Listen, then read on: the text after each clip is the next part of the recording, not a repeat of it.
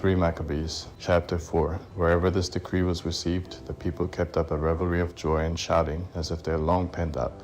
Hardened hatred would now show itself openly. The Jews suffered great throes of sorrow and wept much, while their hearts, all things around being lamentable, were set on fire as they bewailed the sudden destruction which was decreed against them. What home or city or any inhabited place or what streets were there which their condition didn't fill with wailing and lamentation? They were sent out unanimously by the generals in various cities with such stern and pitiless feeling that the exceptional nature of the infliction moved even some of their enemies. These, influenced by sentiments of common humanity and reflecting upon the uncertain issue of life, shed tears at their miserable expulsion. A multitude of aged, hoary-haired old men were driven along with halting, bending feet, urged onward by the impulse of a violent, shameless force to quick speed. Girls who had entered the bridal chamber quite lately to enjoy the partnership of marriage exchanged pleasure for misery, and with dust scattered upon their myrrh-anointed heads, were hurried along unveiled, and, in the midst of outlandish insults, set up with one accord a lamentable cry instead of the marriage hymn.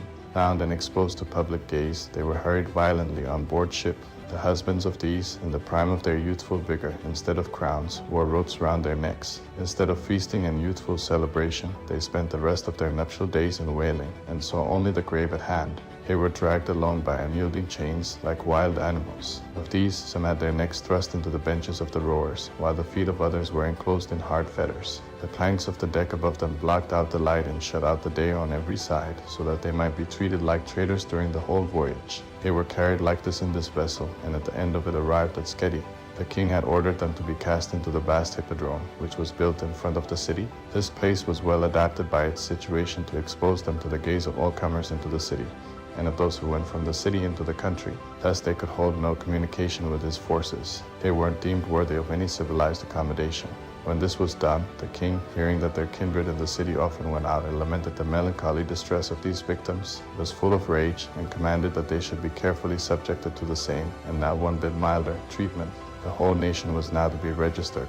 Every individual was to be specified by name, not for the hard servitude of labor which we have a little before mentioned, but that he might expose them to the before mentioned tortures, and finally, in the short space of a day, might exterminate them by his cruelties. The registering of these men was carried on cruelly, zealously, assiduously, from the rising of the sun to its going down, and was not brought to an end in 40 days. The king was filled with great and constant joy, and celebrated banquets before the temple idols. His erring heart, far from the truth, and his profane mouth gave glory to idols, deaf and incapable of speaking or aiding, and uttered unworthy speech against the greatest God. At the end of the above-mentioned interval of time, the registrars brought word to the king that the multitude of the Jews was too great for registration, inasmuch as there were many still left in the land, of whom some were in inhabited houses, and others were scattered about in various places, so that all the commanders in Egypt were insufficient for the work. The king threatened them and charged them with taking bribes in order to contrive the escape of the Jews, but was clearly convinced of the truth of what had been said. He said and proved that paper and pens had failed them for the carrying out of their purpose. Now this was an active interference of the unconquerable providence which assisted the Jews from heaven.